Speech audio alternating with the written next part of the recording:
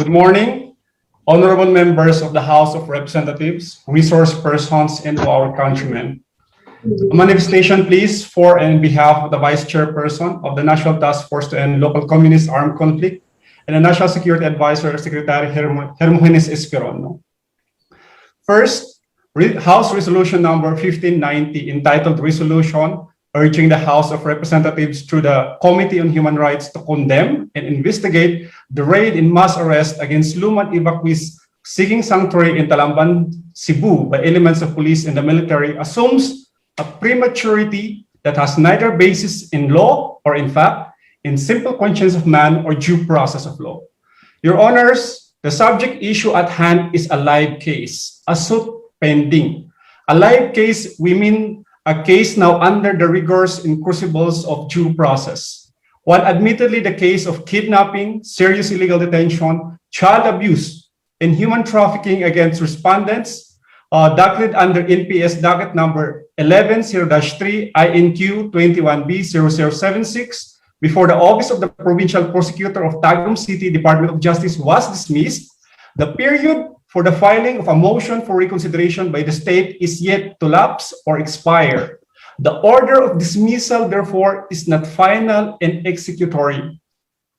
Furthermore, a simple reading of the order of the prosecuting of the criminal complaint is improper, and lack of jurisdiction, we understand, does not vest any authority on the prosecutor to resolve the case. Now, even granted that the crimes were committed, the prosecutor, in fact, made the observation that the criminal complaints be filed appropriately before Cebu City or in Davao City, where the crimes were committed. The case, Your Honor, or list pendens or assault pending, is now under official mechanism. Our official mechanism for dispute resolution. From the chair, Attorney Marlon, kung uubusin nyo yung 5 minutes nyo in trying to justify why we cannot conduct this inquiry in aid of legislation, mauubos ko yung 5 minuto mo because jurisprudence already supports in Senate of the Philippines versus Ermita and Arnold versus Nazareno. It upheld the power of Congress to conduct inquiries in aid of legislation. Kaya kung ako sa inyo, yung natitira ko kung 3 minuto, gagamitin ko ho in order to... Your Honor, we do not contest the power of the committee to conduct in aid of legislation. Our primary reason here is that the case is alive, meaning the case is still pending. Now, what will happen if the case proceed to the courts? And if there will be finding that the crime was committed, then the next question that will be asked is that what act are you condemning? Are you condemning the victims? Putting 2 branches of government into a possible point of contact, Your Honor. If the judicial process will to prejudge the case, that is yet to attain final resolution. So the question is, if we are just merely starting the quest for justice, why there is the rush to condemn? Mr. Chair. Yes, Deputy Speaker Romero, what is your point of order? Si Attorney Marlon Bosantog, you cannot question our ability. So, please, rightful context, without questioning us. No, we were voted and this is the House of the People. Put it in the right context, please. Yes. Yes, sir. Yung statement to answer, to refute yung allegations raised by Mr. Valle. Mr. Chair, may I suggest that if the only line of argument of Mr. Busantog is to question the power of this committee, we might as well hear the testimony of the other witnesses, Mr. Chair. Yes. Thank you very much, Rep. Zarate. But I will give Attorney Busantog the last 2 minutes of time that he has. Yes, thank you very much, Your Honor. There is no question that this committee has the power to conduct inquiry in the aid of legislation. The only prayer coming from this representation is that we are also on our end, on the part of the executive department, is continually conducting investigation on the event. For example, the NCIP is trying to kiss belt on the violation of the IPRA law, on the violations of the rights of the indigenous peoples.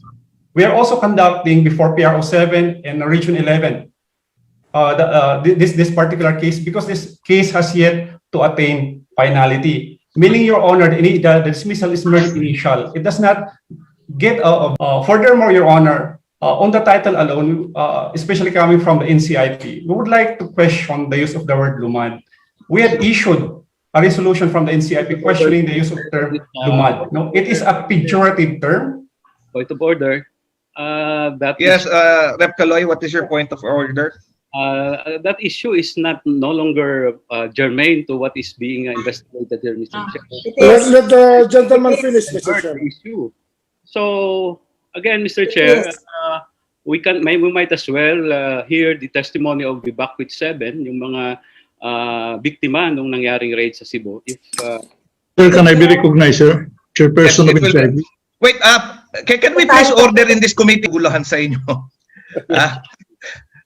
I think I'm You still. know, I would like to be fair to both sides, but you know, if we keep on interrupting the chair and placing this order in my committee hearing, and then mas malaking problema natin. So, Mr. Bosantag, kindly wrap up your statement. Yes. 8 minutes na ho.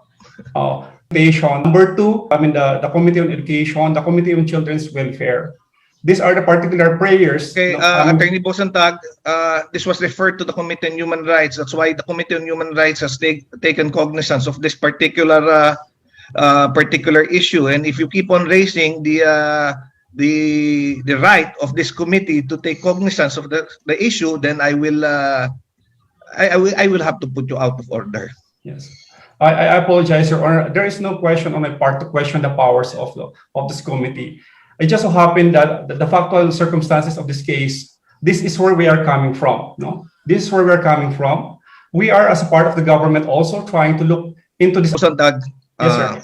try to keep on stopping the conduct of this hearing, then you are losing your opportunity to air your side in your defense. So, 'di ba? Let's just give the statements kung bakit natin ginawa yung actions that we took, 'di ba? Rest assured that this committee will be fair